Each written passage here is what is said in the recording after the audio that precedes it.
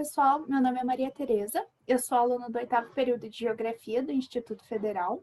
Atualmente eu participo da residência pedagógica, junto com a professora Melina e o professor Eli. E hoje, eu e a minha colega Larissa Loren, a gente vai dar uma breve aula para vocês sobre a ascensão da China. E explicar sobre a importância, né, de conhecer um pouco mais sobre a história dessa potência mundial. Olá, eu sou Larissa Loren, também sou aluna do 8º período do curso de Geografia e participante do programa Residência Pedagógica. Então, para a gente entender um pouco mais da história desse país, primeiro a gente precisa conhecer sobre os seus aspectos naturais. A China possui uma grande disparidade, né, na distribuição demográfica, né? Ela é totalmente desigual. E isso se dá porque a oeste da China se encontra a Cordilheira do Himalaia. E as áreas ao redor dessa região são consideradas as áreas mais elevadas do planeta. Então, isso acaba dificultando a ocupação humana. Também, a leste do país, se encontram os dois principais rios da China, que é o Huanghe, que é o Rio Amarelo, e o Yangtze-Kiang, que é o Rio Azul. Como a gente já sabe também, em torno dos rios, né, o solo é mais fértil, facilita a agricultura, então isso acaba influenciando também na ocupação humana. Aqui eu coloquei um mapa para a gente ver melhor sobre a disparidade na altimetria do país, como eu expliquei anteriormente. A gente consegue ver que é muito elevado mesmo. E nesse mapinha a gente consegue verificar melhor sobre os rios que eu mencionei. Acima tem o Rio Amarelo e abaixo tem o Rio Azul. Também sobre a demografia do país, né? As regiões do Tibete, da Mongólia, também sofrem por conta dessa altitude no relevo. Essas regiões elas possuem baixa densidade demográfica, porque as menores altitudes que se encontram por lá são de 4.000 metros. Então, isso influencia não somente na altitude em si, né, no clima frio, mas também no solo, que é um solo raso e pedregoso, que acaba afastando a população. Como existe essa concentração da população a leste e a sudeste, e é uma população muito grande, apesar do território também ser considerável, isso acaba prejudicando muito. E por isso, o governo acabou tendo que criar um controle de natalidade. Eles incentivam que os casais tenham apenas um filho, para diminuir esse crescimento acelerado da população. Como a gente vai ver mais para frente, a história da China ela é permeada por ascensão e queda de dinastias, né? Ao todo foram aproximadamente 19 dinastias que tiveram poder no país. Isso influenciou muito na etnia presente também na China. 92% da população pertence à etnia Han, que foi uma das dinastias que tiveram o poder antigamente. Porém, existem mais de 56 etnias na China, e os 8% restantes se divide entre essas diversas etnias existentes. O país possui uma divisão política territorial de 23 cidades, e essas cidades são chamadas de províncias, sendo que também existem algumas subdivisões, né? Existem as regiões autônomas, que são o caso do Tibete e da Mongólia, que eu falei no início da apresentação, as regiões administrativas e os municípios centrais. Um exemplo de regiões administrativas especiais são Hong Kong e Macau.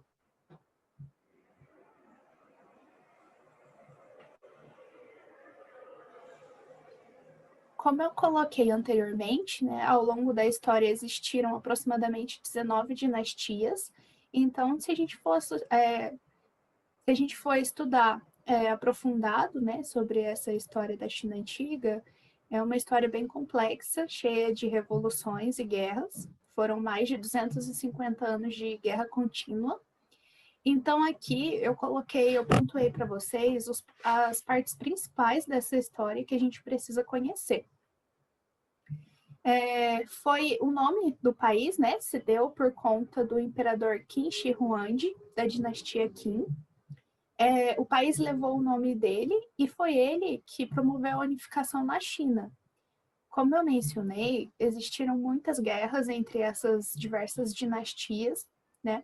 O país ele era todo separado, então uma região tinha uma dinastia no poder, outra parte tinha outra dinastia, e todas elas queriam tomar o país como um todo, né? Ter o poder de todo o país. Então foi com esse imperador que encerrou essa guerra contínua, né? Entre a própria população. Então ele promoveu a unificação da China e essa unificação ela foi seguida pela construção da muralha, da Grande Muralha da China, que ela foi construída para proteger o país mesmo, proteger o território de invasões de outros povos. A dinastia, que é uma das mais conhecidas, se não for a mais conhecida, é a dinastia Han. Como eu falei até hoje, 92% da população tem essa etnia, porque ela foi considerada a melhor dinastia do país, assim. Foi com ela que começou a crescer a agricultura, a economia, foi nessa época que aconteceu a Rota da Seda também. Também teve incentivo de arte, cultura, então foi uma dinastia muito boa para o país. Foi nessa época, inclusive, que viveu o filósofo Confúcio, né? E foi ele que criou os lemas mais conhecidos, né, da Ásia, assim, que ele pregou o respeito com os mais velhos e ele criou esse e outros valores que servem, né, de exemplo no país até hoje.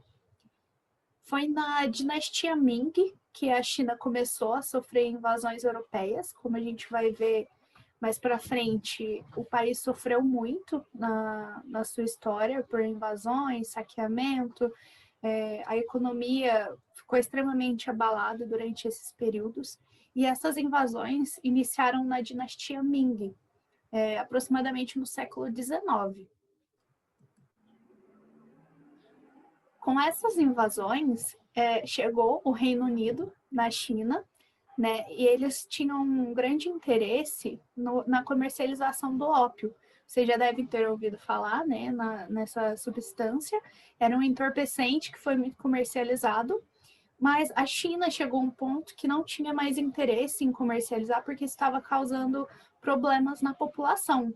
Mas chegou o Reino Unido com interesse nessa comercialização e eles queriam continuar produzindo e vendendo ópio, enquanto os chineses não queriam mais.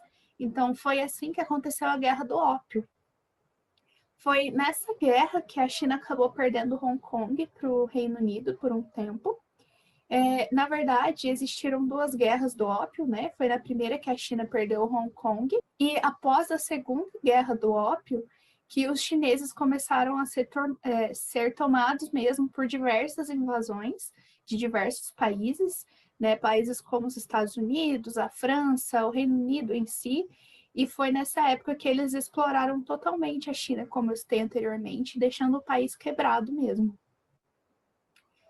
Com toda essa exploração que o país sofreu, tanto das guerras das dinastias, né, para tomar poder, essas invasões porque o país estava enfraquecido, a população sofria muito com isso, né?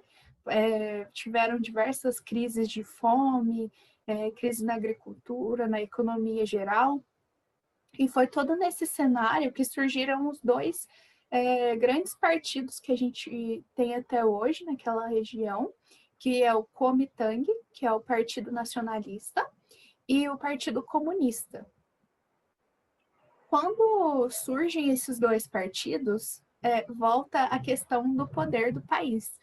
Né? Os dois disputam o poder, os dois querem ter o poder da China, e nesse cenário que ocorre a Guerra Civil Chinesa, que durou por 9 anos.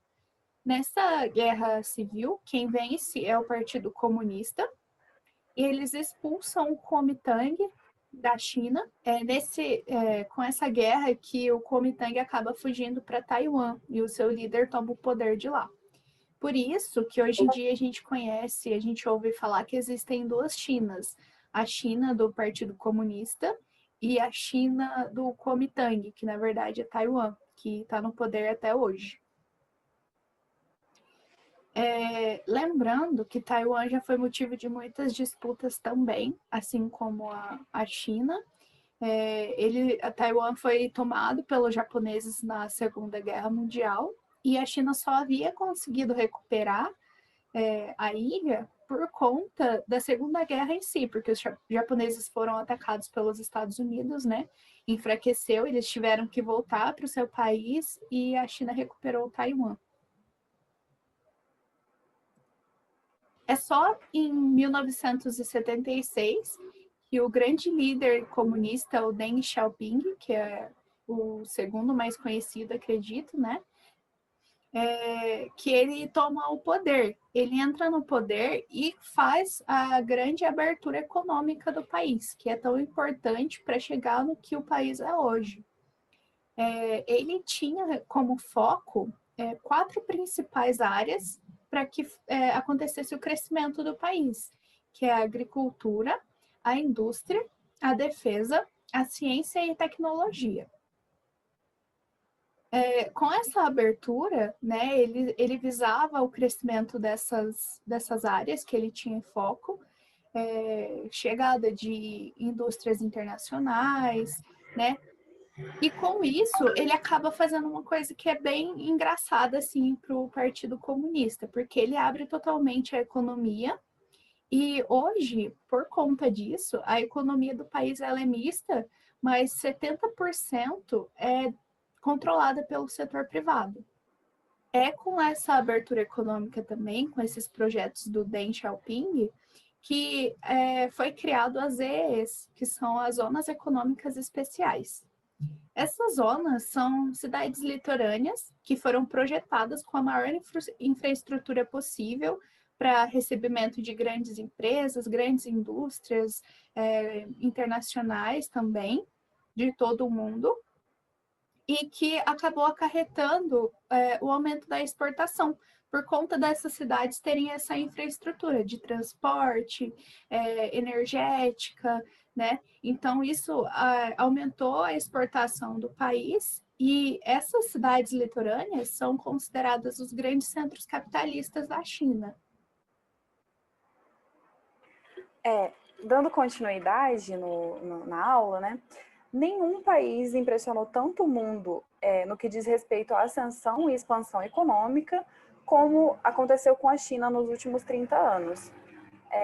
Até o período da Segunda Guerra Mundial, como a Maria Tereza já explicou, era um país bastante fragilizado economicamente. Passou por uma sucessão de invasões, diversas vezes o Japão também tentou invadir, e, através do governo comunista, a China conseguiu erguer seu Estado pós-guerra, principalmente investindo em ciência e tecnologia e educação.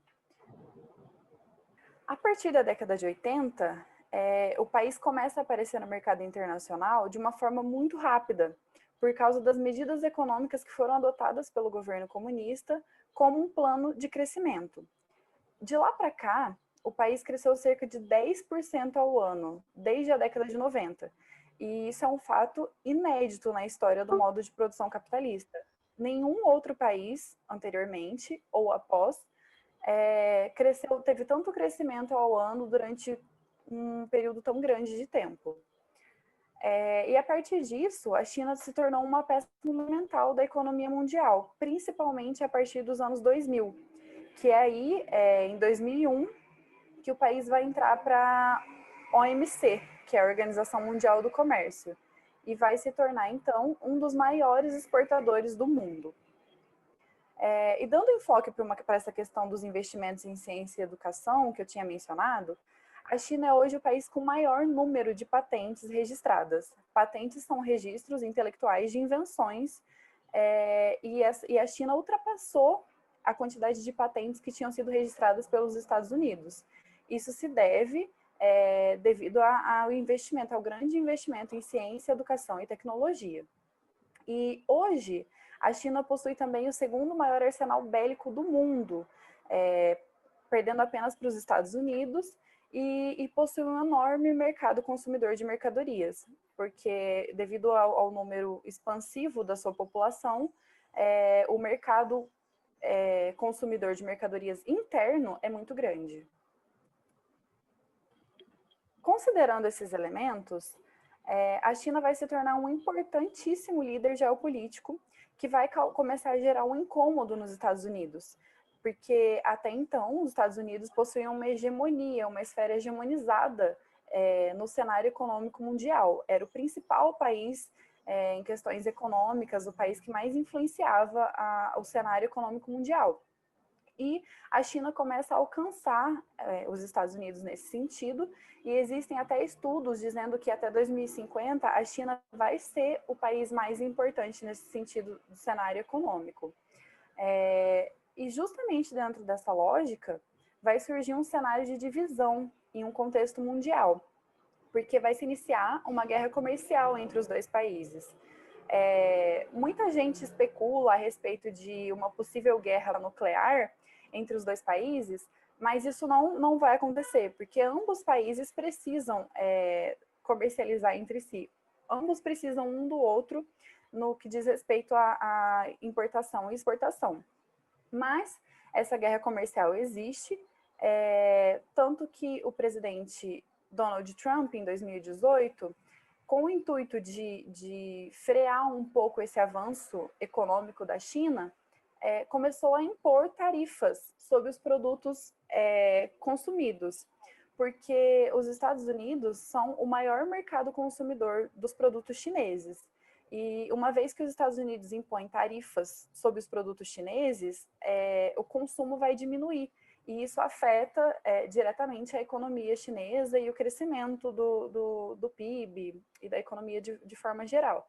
A China, por sua vez, como uma forma de retaliação, vai também impor tarifas a diversos produtos norte-americanos. Mais de 120 produtos tiveram tarifas impostas sobre eles, incluindo a soja, que é até então um dos principais produtos exportados dos Estados Unidos para a China. Considerando o contexto agora em que o Donald Trump não foi reeleito, com a eleição de Biden, pode ser que haja alguma transformação nesse cenário. A gente tem que aguardar cenas dos próximos capítulos. Trazendo para um contexto nacional, é muito importante a gente destacar que a China é o principal parceiro comercial do Brasil. E é, portanto, muito importante que haja uma relação entre os dois países pautada na diplomacia, principalmente no que diz respeito aos governos. Só que o grande problema que tem acontecido, um risco muito grande que a gente tem corrido, é que o atual presidente do Brasil, o presidente Jair Bolsonaro, que de um governo de direita e grande simpatizante do presidente Donald Trump, ele tem feito algumas falas polêmicas em relação ao governo chinês, devido à sua vertente política, que é oposta à do atual presidente brasileiro, uma vez que ela é pautada no comunismo. E isso pode acabar gerando sérias consequências para a economia do nosso país, porque caso o governo chinês se sinta ofendido de alguma forma e opte por reduzir a compra de produtos brasileiros, ele pode, por exemplo, passar a comprar produtos de outros países da América Latina e reduzir a compra de produtos nacionais brasileiros. Isso pode afetar diretamente a economia do nosso país, porque a China é o principal parceiro comercial do Brasil. Então, seria muito importante que existisse uma diplomacia que deixasse de lado a vertente política, seja de esquerda ou de direita, para que essa relação seja diplomática e não corra o risco de causar problemas para a economia nacional, mais problemas. E no que diz respeito ao crescimento econômico da China, que já foi mencionado até então, é importante a gente mencionar que esse crescimento ele não ocorreu de uma forma unicamente positiva. Ele apresentou várias adversões, né? considerando o histórico do governo comunista, tiveram várias questões polêmicas, né, que se refere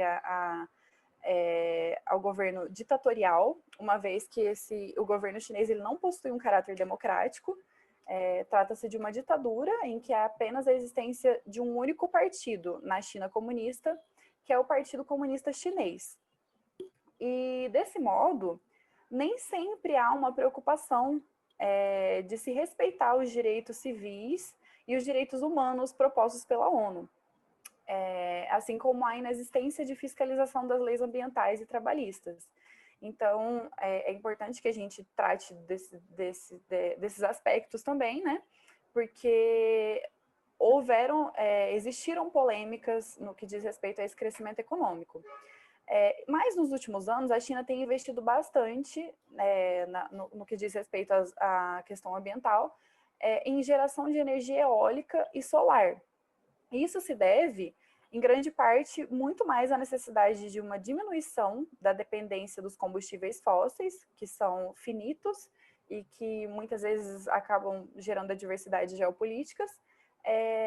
Muito mais com o intuito de diminuir a dependência desses combustíveis fósseis do que unicamente uma preocupação com o meio ambiente. Mas não dá para deixar de reconhecer os altos investimentos em tecnologia de ponta feitos pelo país em relação a essa geração de energia eólica e solar. Queria fazer um adendo na explicação da Larissa, que realmente nessa parte da ditadura do Partido Comunista já fazem, se não me engano, 49 anos, né, que ele está no poder, e a China, se não for o maior, é um dos maiores países poluídos do mundo. Então é um ponto de bastante atenção mesmo, realmente.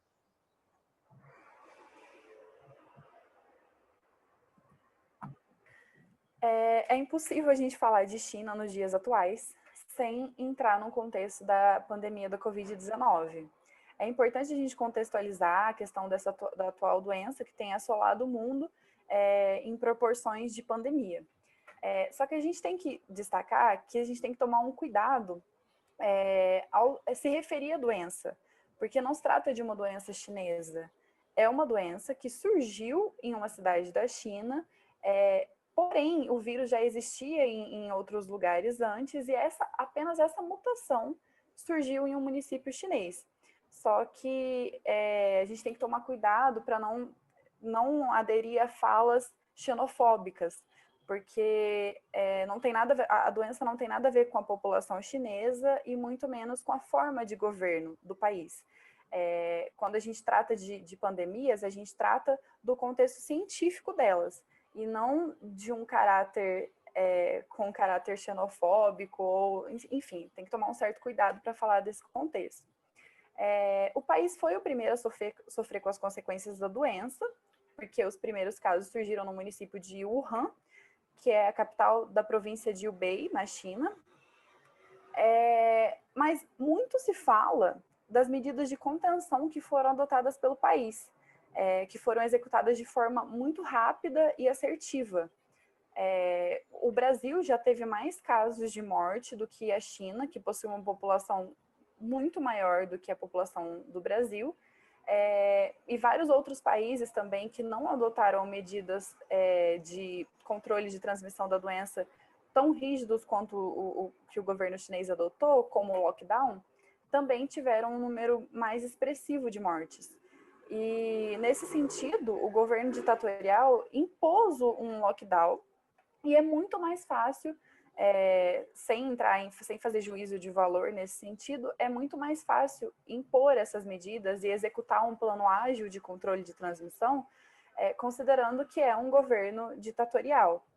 Um importante fato a ser destacado é que essas medidas evitaram que o número de mortes fosse maior, porque elas proporcionaram a quebra da corrente de transmissão do vírus. Aí, já partindo para uma conclusão dessa aula, a gente queria propor uma reflexão para vocês podem refletir aí, a partir de todos os dados que a gente trouxe nessa videoaula. Dadas as condições políticas e econômicas do país, na sua opinião, A atuação do governo chinês frente à pandemia pode ser considerada positiva ou negativa? A gente deixa essa reflexão para vocês e quero agradecer pela atenção até aqui e até a próxima. Obrigada, pessoal. Até a próxima.